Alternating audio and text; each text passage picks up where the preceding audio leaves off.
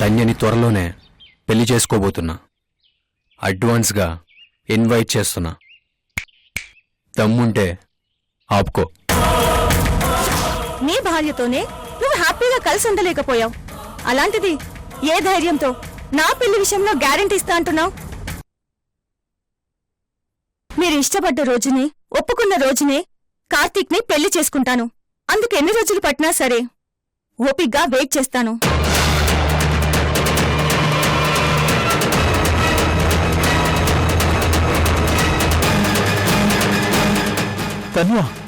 Sorry dad, ఈ జన్మకి కార్తీక్ ని తప్ప వేరే ఎవరిని భర్తగా యాక్సెప్ట్ చేసే ప్రసక్తే లేదు.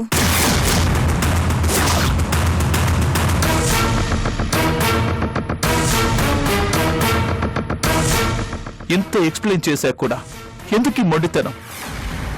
చిన్నప్పటి నుండి ఏం కావాలని మారం చేసినా నిమిషాల్లో తీసుకొచ్చి ఇచ్చేవాడివి. అప్పుడు నీకిది మొండితనంగా అనిపించలేదు. అది కాదు తన్యా. డాడ్, నన్ను కన్విన్స్ చేయడానికి ట్రై చేయొద్దు. I'm fixed. బెటర్ ఏం చేస్తే కార్తీక్ ని నీ మనసు అల్లుడిగా అంగీకరిస్తుందో అది ఆలోచించు. ప్రాబ్లం సాల్వ్ అవుతుంది. మనిద్దరం హ్యాపీగా ఉండొచ్చు. Think positive.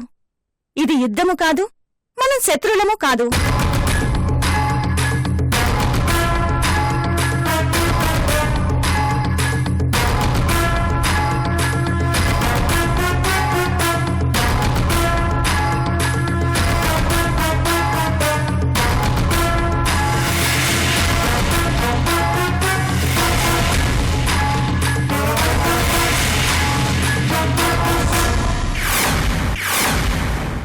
ఎందుకే నా మీద అరుస్తున్నావు? నేనేం తప్పు చేశానని? సిగ్గు లేకుండా ఇంకా అడుగుతున్నావు కూడానా? నోర్మై. ప్రియాంకేది ఉంది. బిజీగా ఉందా? ఆఫీస్ నుంచి వచ్చేటప్పుడు ఏదో తీసుకురావాలి చెప్తానంది. ఫోన్లో చెప్తుందిలే. ఓకే, ఇవ్వు. నేను వస్తాను, పద కిందికి. పద. నీకు 1,00,000 సార్లు చెప్పాను సొంత నిర్ణయాలు తీసుకోవద్దని. ఎవరు పట్టించుకోకపోతే ఎలా? మీ మంచి కోరే వెళ్ళాను తప్ప అందులో నా స్వార్థం ఏమీ లేదు.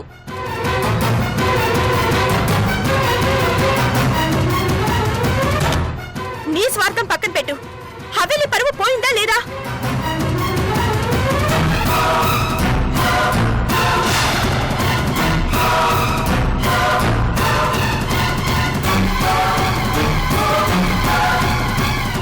ప్రియాంక, ఏమైంది?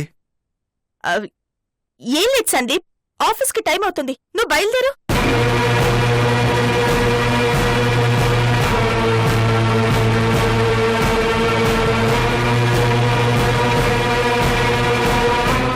ఇక్కడి దాకా వచ్చాక దాపరికం ఎందుకు? నేను చేసింది తప్ప ఒప్పో అల్లుడిని అడిగేస్తా. అల్లుడు, అమ్మా ఆగు. అమ్మా అల్లుడు, అది అమ్మా. నేను అమ్మా, నీ నోటికి హద్దు పద్దు లేకుండా పోతోంది. నేను కాబట్టి అరిచి ఊరుకున్నాను. వేరే ఎవరికైనా చెత్త చెంప పగలగొడతారు. ప్రియాంక, ఎందుకంత ఆవేశపడుతున్నావు?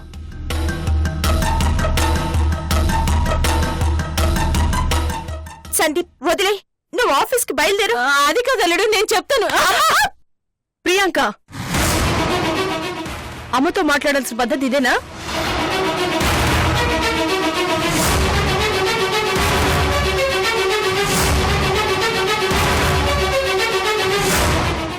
జగదాంబ, ఏం జరిగింది? గొడవేంటి?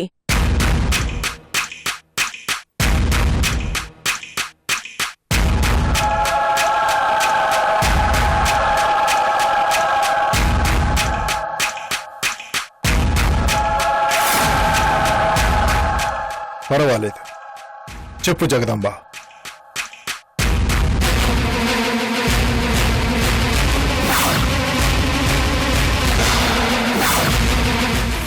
ప్రియాంక గారు, మీరు కూడా ఇక్కడే ఉండండి.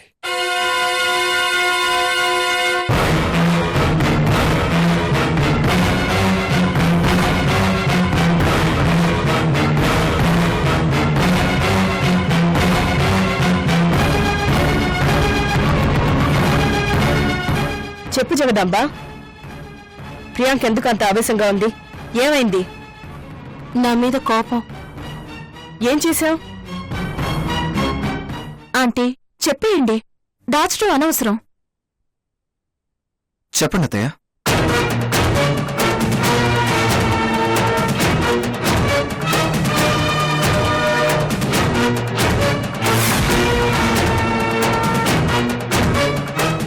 మీకెవరికీ చెప్పకుండా, మీ పర్మిషన్ తీసుకోకుండా నేను మన హవేలీకి వెళ్ళాను.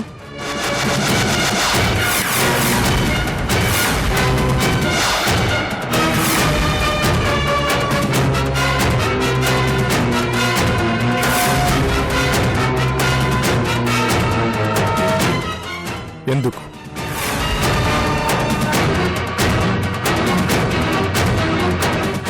ఎందుకంటే నీ మంచి కొని చెప్పడానికి వచ్చాను. నీ రక్తం పంచుకు పుట్టిన బిడ్డనుంచుకొని ఎవరో అనాథని దత్తత తీసుకొని ఆస్తికి వారసుని చేస్తున్నావని తెలిసింది. అమ్మా అని నన్ను పిలవడానికే అసహ్యించుకునేవాడు నా ఆస్తికి వారసుడు ఎలా అవుతాడు? ఏదో మనస్పర్ధలతో ఈ రోజు నీకు దూరం అయ్యాడు. జీవితాంతం ఇలాగే ఉండిపోతారా? మళ్ళీ దగ్గర కారా? దాన్ని మెడబట్టి బయటికి గెట్టేయి. చెబితే అర్థం కావట్లేదు. ఎందుకు తల్లి నాతో పాపం చేయిస్తావు?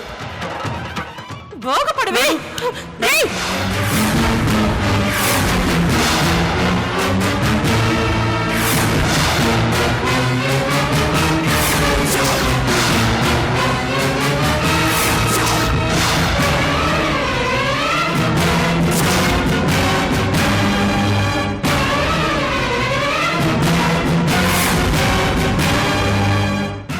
వదినా, నేను చేసింది తప్ప? ముమ్మాటికి తప్పే. అనుడు కాదు అనుకొని వచ్చేసాం. మళ్ళీ వెళ్ళి మృణాలిదేవి కాళ్ళు పట్టుకుంటే ఏంటి అర్థం?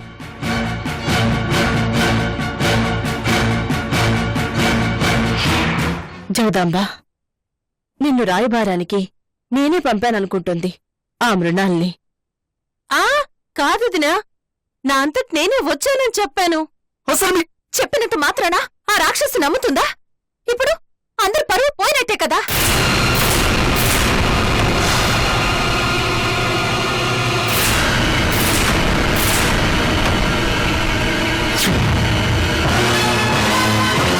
ఈ ఇంట్లో మనిషిని మృణాలిదేవి మెడబెట్టి గెంటించింది అంటే అవమానం ఎవరికి?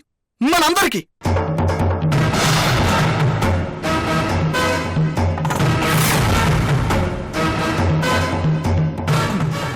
ఇప్పుడు మేం మౌనంగా ఊరుకుంటే ఆ మహారాణి ఏమనుకుంటుంది? మా చేతగానితనం అనుకుంటుంది. అలా అని ఇప్పుడు మృణాలి దేవితో గొడవ పెట్టుకోమంటావా? మనం ప్రశాంతంగా ఉండాలా వద్దా? ఎందుకిలా లేని పని గొడవలు తీసుకురావడం? జగదాంబా, నిన్ను బాధ పెట్టాలని కాదు, పరిస్థితి అర్థం చేసుకో.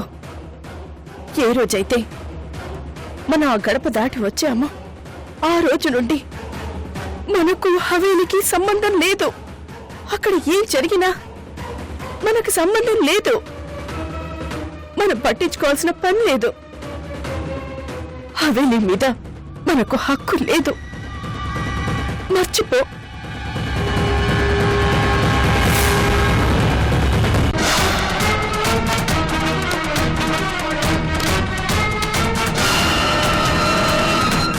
హవేలీ గురించి మరిచిపోవలసింది మనం కాదు, ఆ మృణాల్ని.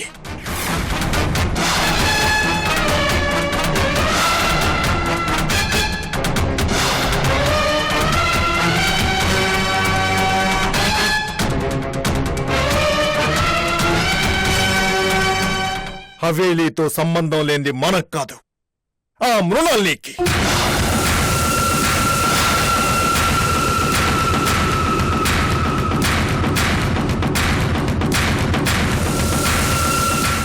హవేలీ మీద హక్కు లేనిది మనకు కాదు,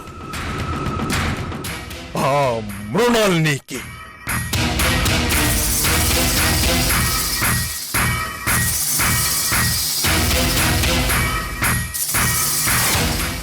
జగదాంబ, మీరు హవేలీకి వెళ్ళడాన్ని మేము పూర్తిగా సపోర్ట్ చేస్తున్నాం.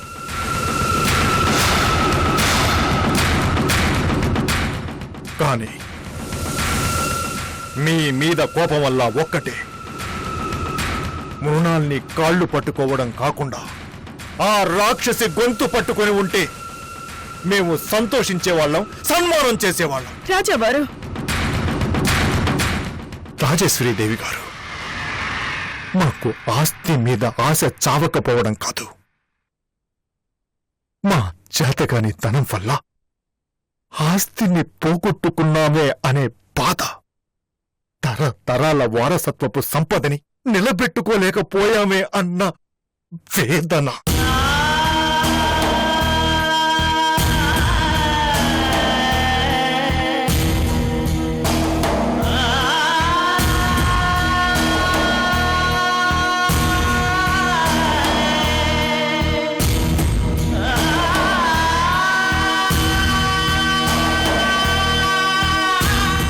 రాజావారు, జరిగిపోయిన దాని గురించి బాధపడకూడదని నేను చెప్పేది. పరువు ప్రతిష్ట పోగొట్టుకున్నాం, ఆ రాక్షసి చేతుల్లో ఓడిపోయాం. తల దించుకుని అవమాన భారంతో హవేలీ నుండి బయటకొచ్చాం. కాదు కాదు, ఒక విధంగా హవేలీ నుండి తరివేయబడ్డాం.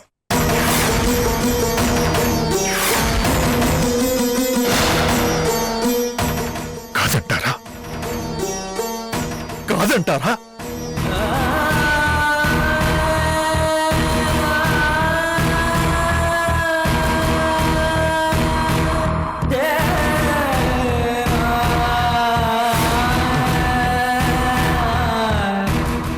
చీము నెత్తురు ఉన్న ఎవ్వరు ఈ అవమానాన్ని, ఈ తలవంపుల్ని, బాధని మరిచిపోలేరు.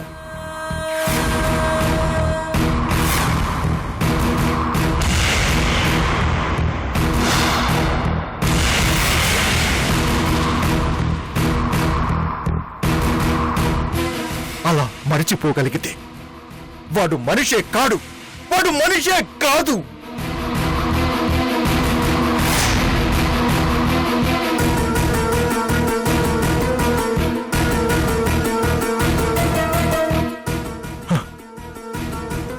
బలవంతంగా ఆ పాద మీద ముసుగేసి, లేదు ఏమీ కాలేదు అని మనస్సుని పంపిస్తూ, మోసం చేస్తూ, ఆత్మవంచన చేసుకుంటూ నవ్వుతూ తిరిగేస్తున్నా. ప్రశాంతంగా ఉన్నట్టు తిరిగేస్తున్నా. అంతే అంతే.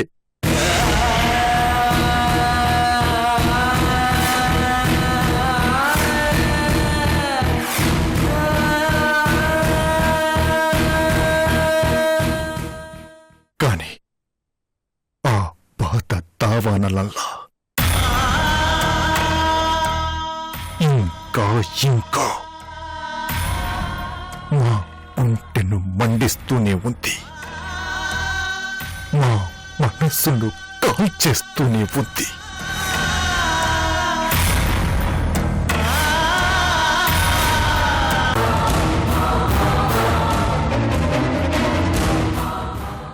ఆ గాయం మానాలి అంటే, ఆ మంట చల్లారాలి అంటే, ఆ బాధ మొరచిపోవాలి అంటే ఒక్కటే మార్గం. ఎస్, ఒక్కటే మార్గం. చినరాజావారు,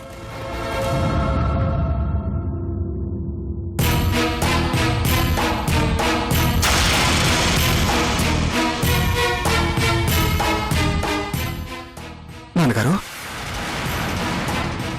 చినరాజావారు, ఆ ఆస్తి మళ్ళీ మన చేతికి రావాలి. తల ఎత్తుకుని గర్వంగా మేము మళ్ళీ హవేలీలోకి అడుగు పెట్టాలి. మా వారసులైన మీరు ఆ ఆస్తిని దక్కించుకోవాలి, అనుభవించాలి.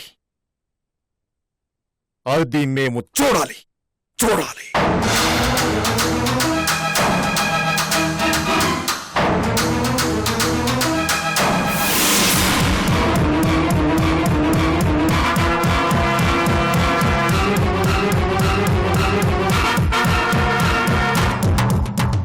చెప్పండి చిన్నరాజావారు, మేము బ్రతికుండగా అలాంటి రోజు ఒకటి వస్తుందా? చెప్పండి చిన్నరాజావారు, చెప్పండి. నాన్నగారు ప్లీజ్ ఎగ్జిట్ అవ్వకండి.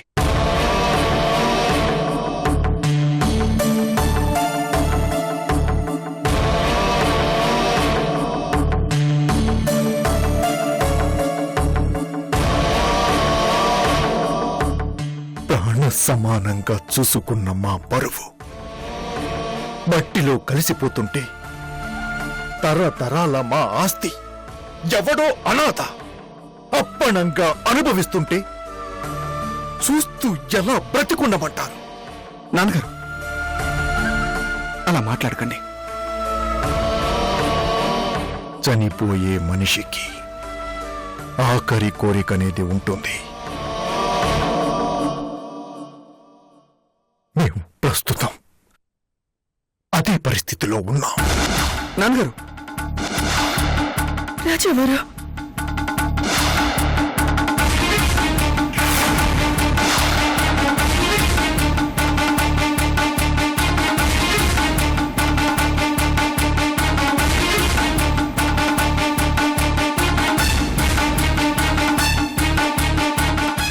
ఎస్, ఒక విధంగా మానసికంగా మేము మరణశయ్య మీద చావుకి దగ్గరలో ఉన్నాం.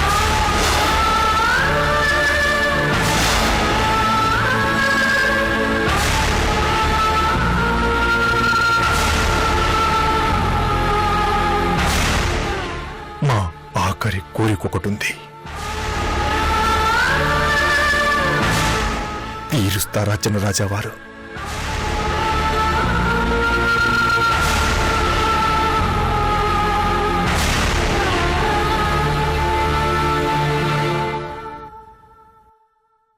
బలవంతం లేదు. మా వారసులు కాబట్టి మా ఆఖరి కోరిక మీరు మాత్రమే తీర్చగలరు కాబట్టి అడిగాం. కుదరదు అంటే వదిలేయండి.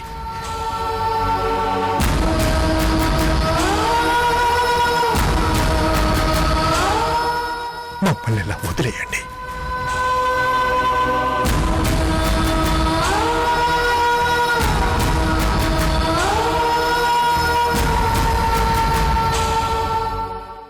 మా అదృష్టం ఇంతే అనుకుంటాం. మా తలరాత ఇంతే అనుకుంటాం. మా చేతగాని తనానికి ఇది దేవుడు వేసిన శిక్ష అనుకుంటాం. వదిలేయండి. మా కర్మకు మమ్మల్ని వదిలేయండి.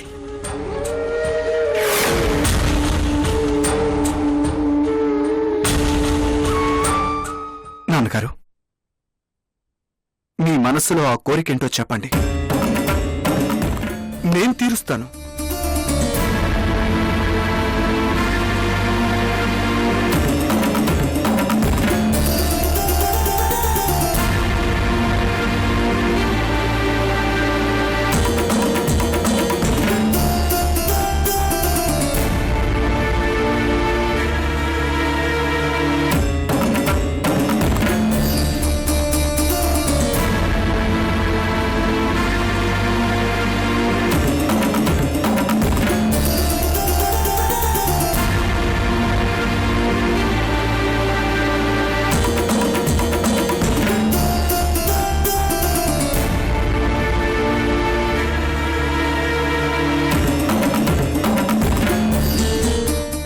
ఇంకొకసారి ఆలోచించుకోండి చిన్నరాజావారు. మాటిచ్చాక వెనక్కి తగ్గడం మా వంశంలోనే లేదు.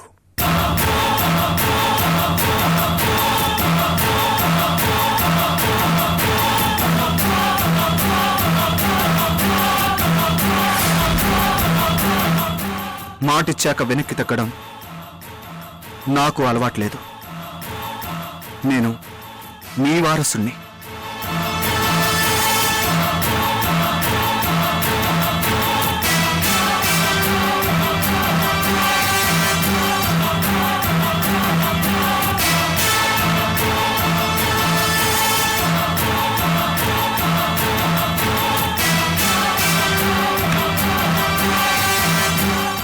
చెప్పండి నాన్నగారు, నేనేం చేయాలి?